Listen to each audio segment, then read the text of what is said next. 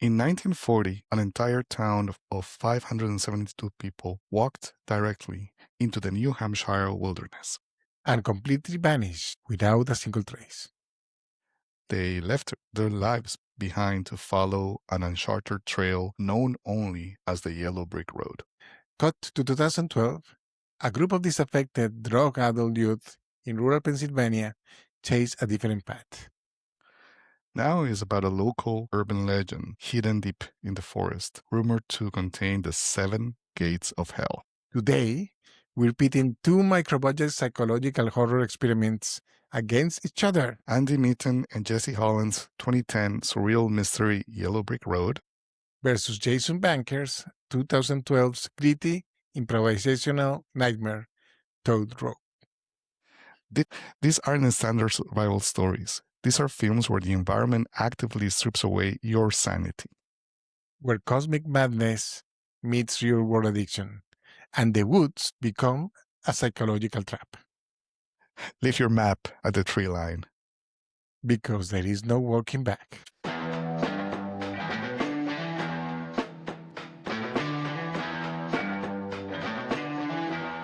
Okay, Johnny, this one's got your number on it. Let's jam.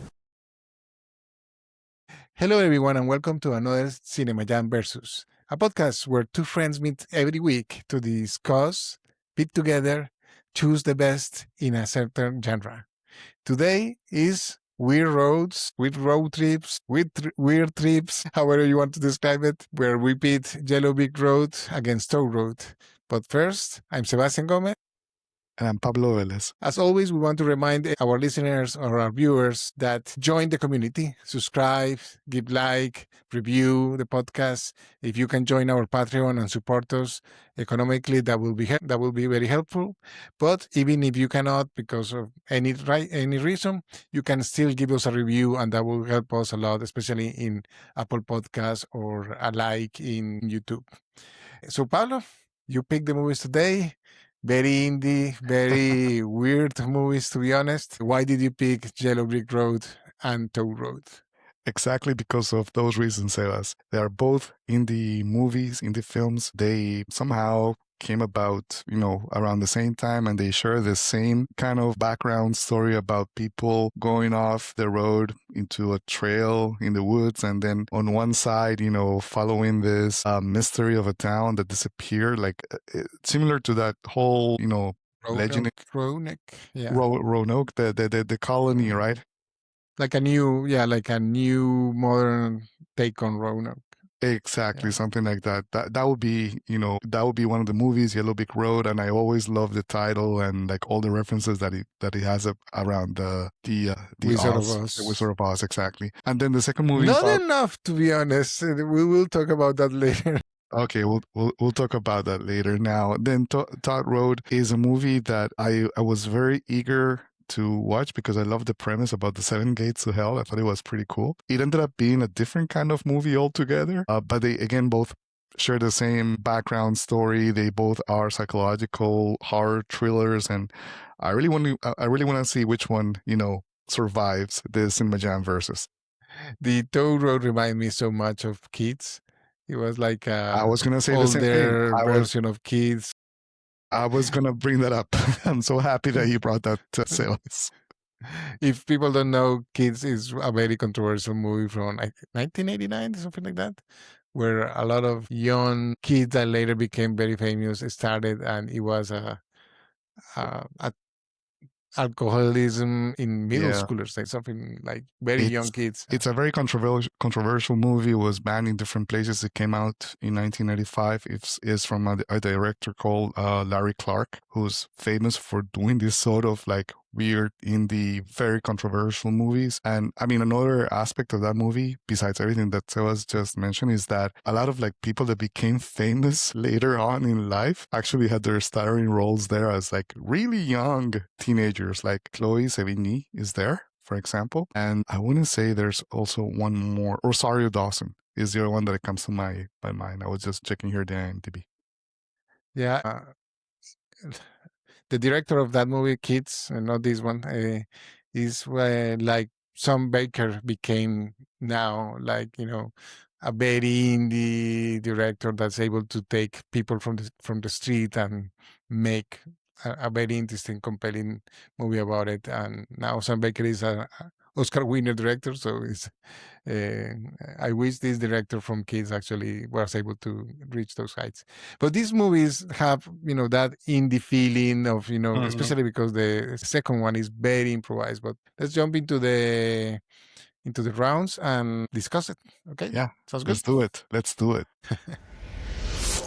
Round one. Round one is about story. Jesse Holland and Andy Mitton built YellowBrickRoad on a historical collective mass disappearance. In contrast, Jason Baker built Toll Road on the grimy realism, almost like a documentary style of the local internet folklore, real life urban legends of Seven Gates of Hell in Pennsylvania, and especially around, the drug addiction of these kids. And the other one, YellowBrickRoad, is about people wanted to build a book about the history of this disappearance of this town. In this one is basically like, it's a documentary of drug addicts in Pennsylvania. So which one do you think establishes a more compelling narrative hook in the first act and in the story? YellowBrickRoad is a more structured movie from beginning up until the end, I want to say, because it does have that storyline, Sebas. It does have, a motivation, like the people that are attempting to write this book, that are following this legend, that ensemble this group of, other people that start like walking the trail, and the things that they find as they advance down the trail. So I want to say that maybe YellowBrickRoad is more structure, and it has more characters with things to say that matter, and then you want to know what's going on and what's their background stories. In Todd Road, we basically have two main characters. Jason and Sarah, exactly. Sorry, James and Sarah. Sorry. Yeah, James and Sarah. Yeah. Yeah, you got James and Sarah and all of their, surrounding jackass, drug addicted friends that really. When the movie started, it also reminded me of Jackass. I was thinking about a lot of Jackass when the movie started. Yeah. It's maybe like Jackass meets kids. And then meets maybe something like, I don't know. Nothing else. Because and then some hints of the Blair Witch Project a little. But then, not even. It's more like I cannot even really think of an example in the third act, because basically it's this guy living in a barn by himself. No, lost. What I liked about... James is lost the whole movie, so that's the point, right? That's the point, exactly. And Sarah is trying to find like her connection to her spirit or something like that. Something weird. Yeah. The whole movie is basically a metaphor. Todd Road is a metaphor for, basically lost kids that don't know what they want in their lives. They just get lost in drugs and like doing nothing and being bums. And then that is precisely the road down to hell, which he walks in his life. And, we in the end, actually, I don't know, Sebas, if you felt like I did, that it could be like so many things. It could be all like, like a bad like trip that he had and he imagined the whole thing, or maybe it actually like parts of it happened. Like it's like so many open to interpretation. So I like that aspect of it, the experimental aspect. But in terms of a narrative, YellowBrickRoad is a more digestible movie. I'm just going to give a really short summary of both movies. Basically, there is this couple that actually Michael Laurino and Anessa Ramsey, they play Teddy Barnes and Melissa Barnes, that they want to write a book about this missing, this YellowBrickRoad that basically is, the road, unmarked road that, or unmarked trail that people took from this city, from this town in 1930s. And they take a group of people. They have a ranger there. They have a psychologist. They have an intern, a couple that is also another couple that is a map. No, they're not a couple. They're brothers, right? They're brother and sister that they draw maps. Basically, a cartographer, I guess is the word. And basically, they get lost in the woods and they start hearing weird things and they start killing each other. Well, at least one of them start killing the rest of the gang. And that's the story, basically. The other one, we have an hour of drug addict kids that one of the girls that came in to the group, like the newest member, I guess, of the group, that is Sarah. She's hooking up with several kids, with James, and the other one just basically for the drugs, and convinces James to take her to the toll road. That is basically the urban legend of a track, also behind an asylum. Mm-hmm. Where they have to cross the 7 gates of hell. And basically she gets lost in the woods. He gets lost for several months and reappears. And that's the third act. He's trying to remember what happened in the woods during all those months where he disappeared, especially hooks to the 5th gate of hell that basically when Sarah was doing her research on the internet, the 5th gate of hell is basically a time loop or some time machination. So that's the reason why James got like jump into the future or whatever really happened.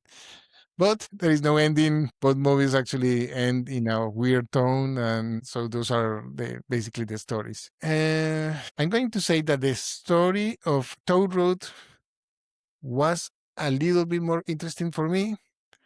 It's just that it was also too over the place. We spent too much time in the drug world of these kids and too much time in this third act. So at least the Yellow Brick Road tries to be more story driven, but it was too long. I thought they could have taken 30 minutes of that movie and make it more precise. I mean, Toad Road is only 1 hour and 15 minutes. Yellow Brick Road was 1 hour and 45 minutes, and it felt like 2 hours and a half.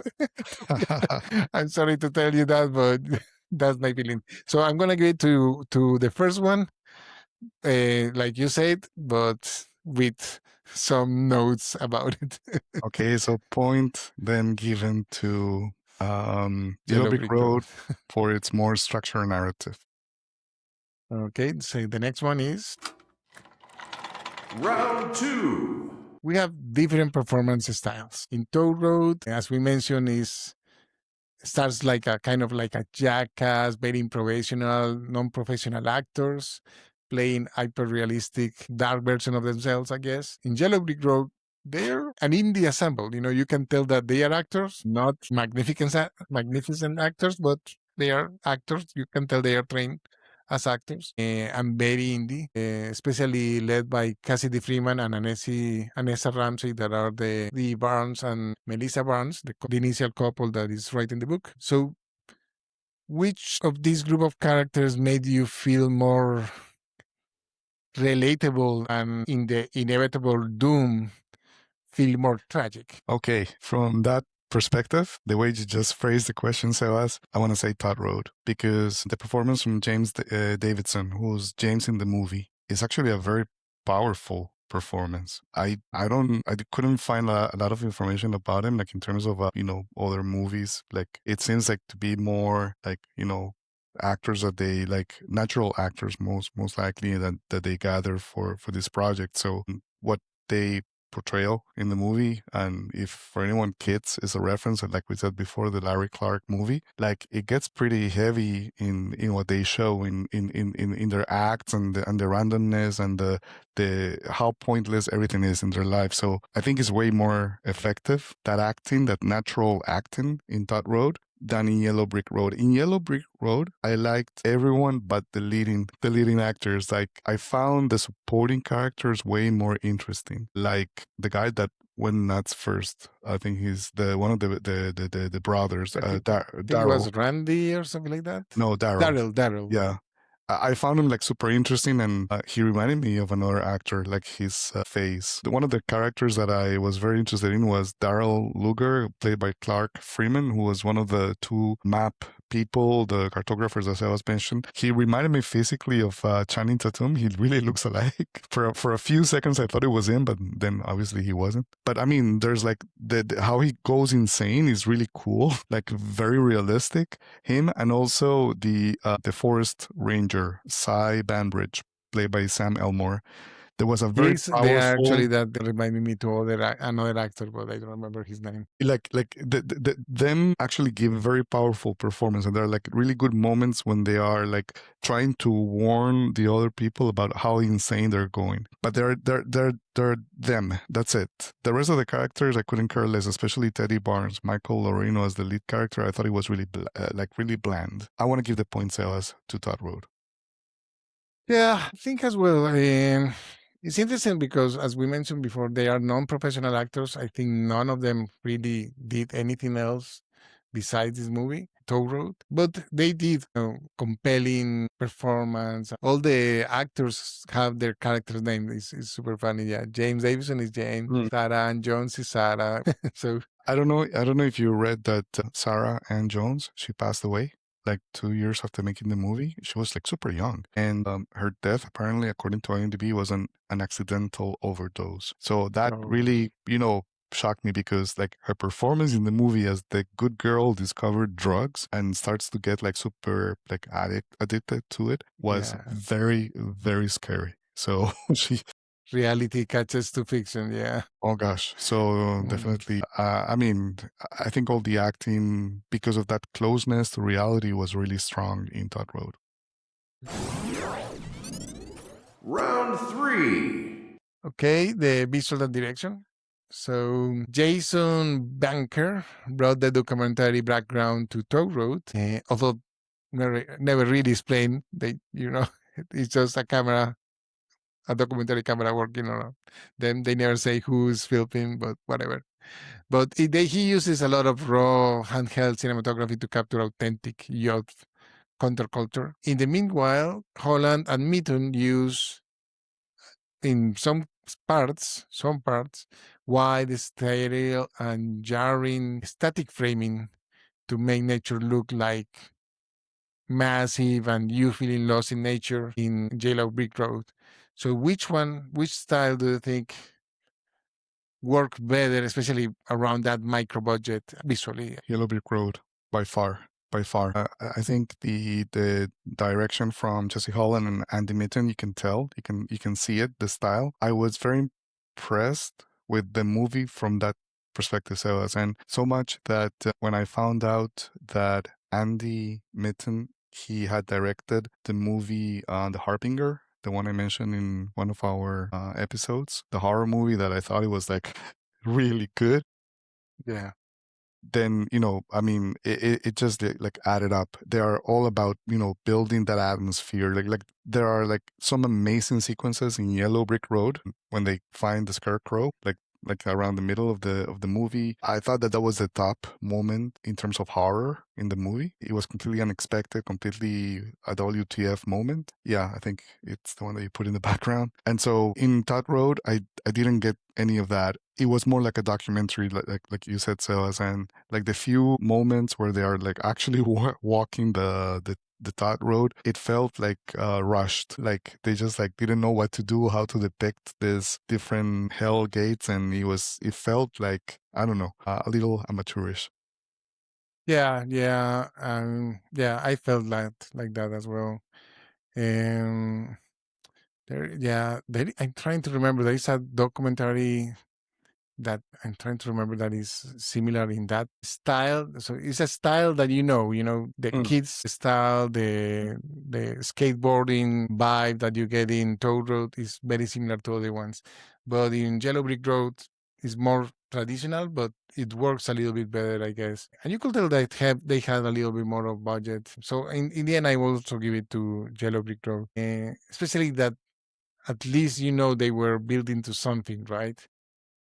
Yep. I do believe they got lost at the end, but at least they were trying to tell a story and like have more like a more clear objective at the end. So let's give it to And we can maybe, when we're wrapping up the episode, we can talk about the ending a little, but I just wanted to bring up some trivia for you, Sebas, and for our listeners and followers. Do you know who was the costume designer in Yellow Brick Road? Don't look it up in IMDb. Who is it? No, I don't know. Robert Eggers. Oh, really? That's very interesting. I didn't. So if you think I about knew the witch, he was. Yeah, and the look and feel of this movie, like, oh, there is a lot of that in there. Oh, that's pretty interesting. Yeah. it Wow. is. Like a precursor for The Witch. There is a little bit of that, yeah. I wish they had more in that visual style. Now that we're talking about that, they had included more reference to the Wizard of Oz. I think only the Scarecrow was the one that you find there, and something a little bit around the music, but nothing else. And I really wish they had included more things, something related to the Tin Man, something related to, even at the end, the Wizard of Oz, but we're going to talk about the end. Round 4. So Yellow Brick Road has much more presence of the sound design, especially because they're building to like this looping sound, brass band music that is coming from the woods, and there is a lot of distortion there. Toad Road uses more like, the low drone or lo-fi dreamlike drone designed by Doug Rosenviskis, like to emphasize like a bad trip, like a bad drug trip.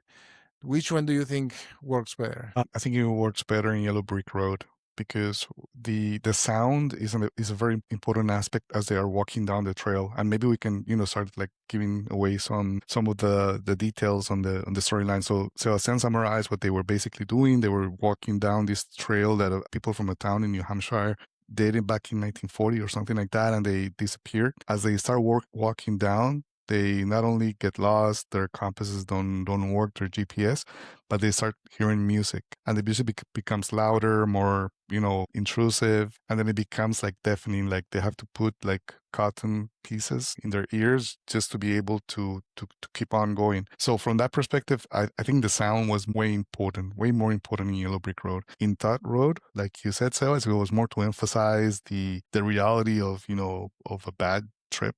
But I mean, it wasn't, I think the acting alone was enough. It wasn't really like adding much. It could have been, just like silent, and it would have been as effective as it is. So it adds more in Yellow Brick Road. Yeah. Oh, I agree. We can give it to Yellow Brick Road. Perfect. Round 5. So memorable moments or shock value. Yellow Brick Road features sudden, shocking bursts of violence, like the hillside scene between the brothers and the brother and sister. Toad Road relies on quiet, deeply unsettling, and completely ambiguous final act regarding Sarah's ultimate fate. Toad Road relies more on that cinema verite, especially at the beginning. At the end, it's more like it happened, and there is a lot of philosophical third voice of Sarah basically telling what's happening in the different gates. But at the beginning, there is a lot of shock value because we talk about that jackass type of, I don't even know if I say it comedy, but jackass type of relationship within the guys.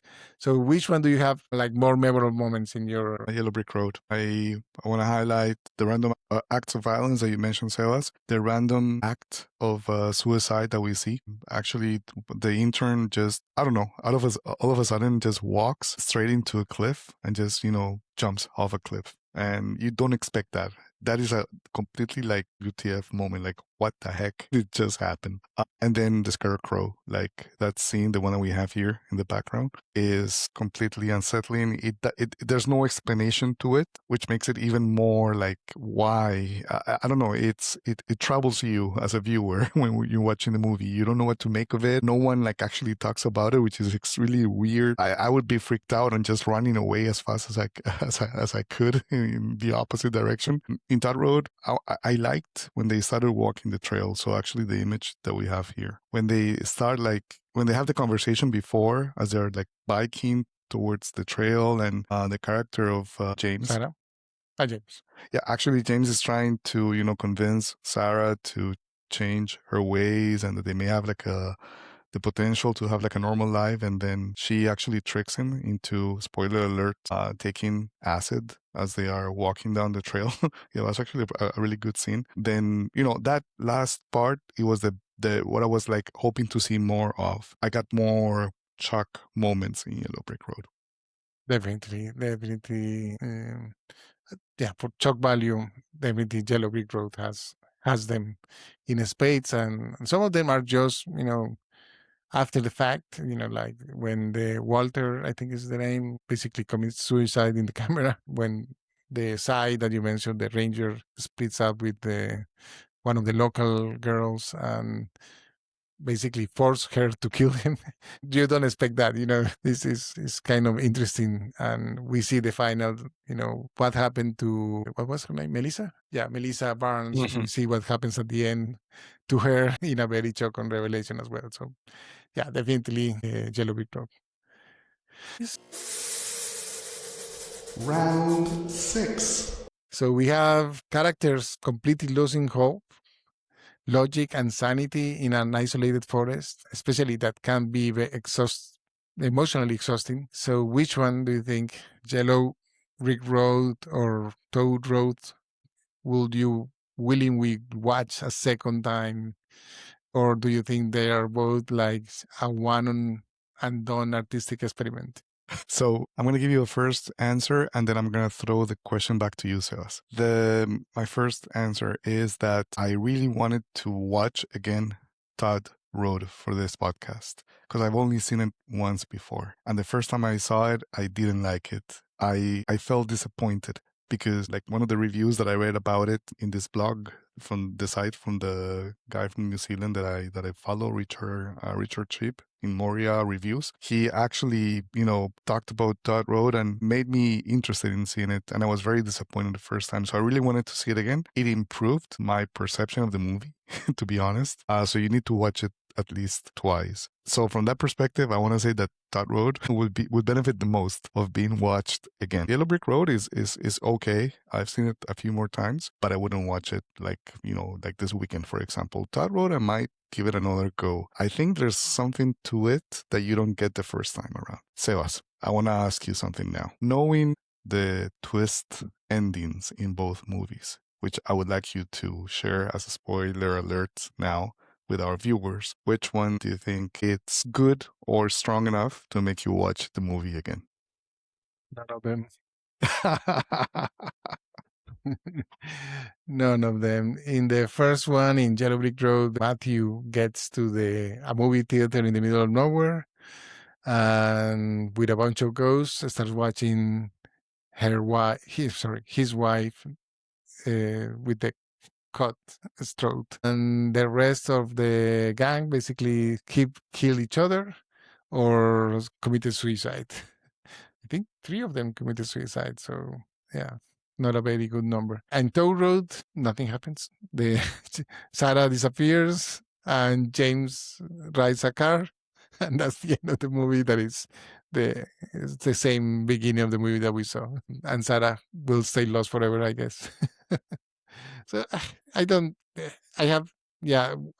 gonna ask you, okay, first of all, are you going to give it to anyone? I will give it 0 to both of them, to be honest. I want to give it to Todd Road. I feel the way you're feeling right now, Sebas. The first time I watched the movie, I felt the same way. This second time around, I kind of put the whole horror expectations a little like on hold, and I focus on what they were telling me, the story of James. And that's what I'm saying. Like, I think the whole movie is a bad trip, and maybe a lot of the things that we think happened didn't actually happen the way they were supposed to happen. I think there's more to it, honestly.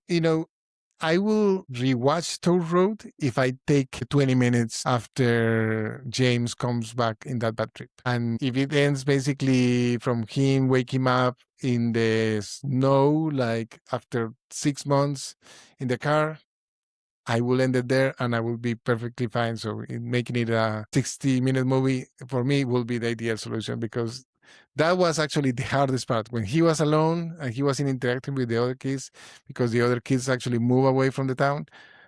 It became basically unwatchable for me. And Yellow Brick Road, it was too long. I also will cut basically like 30 minutes from that movie to make it watchable for me. So that's the problem, that I didn't feel that the pacing was good enough to make me rewatch it. And for me, that's it's really hard if the movie is doesn't have a good pace, especially because if I already know the twist, it's not as compelling for me. I mean, I don't think I will get any more new information, to be honest, if I rewatch it.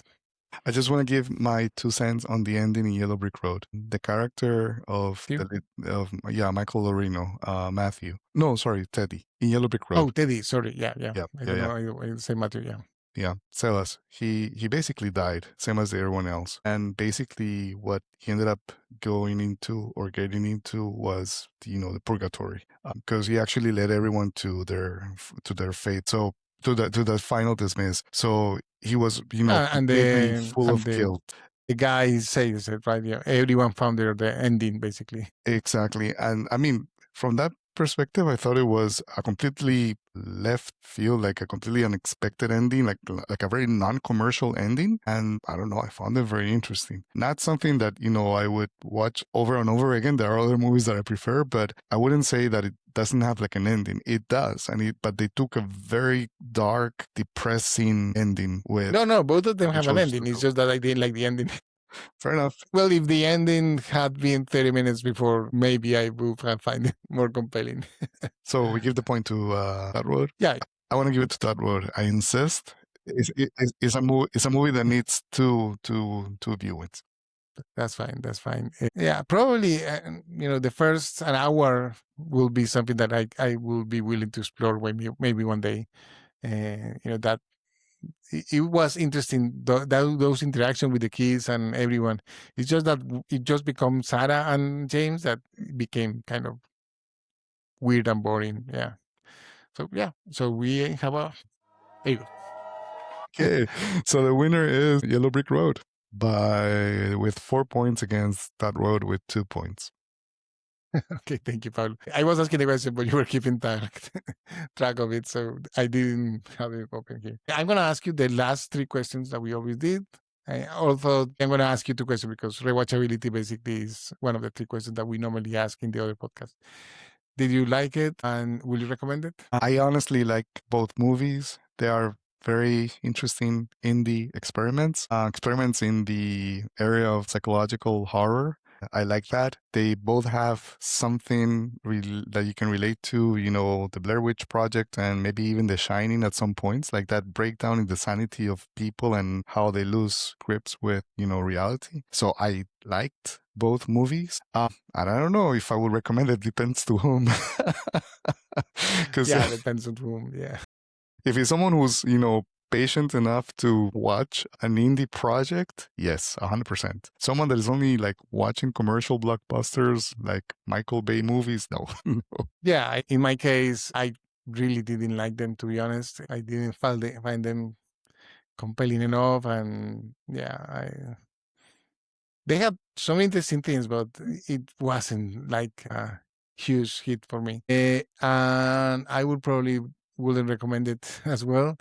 Although, if someone wants to learn about, the career of Robert Eggers, well, this is maybe that way I will recommend Yellow Brick Road. Yeah, I think I saw potential in both of them, to be honest. I really did. It's just that there are much better examples of what these guys were trying to do, and that's why I wouldn't push it to make me like them or recommend it. But I still like to watch these movies. I learn from every time I watch even some movies that I don't like. So I don't mind watching it.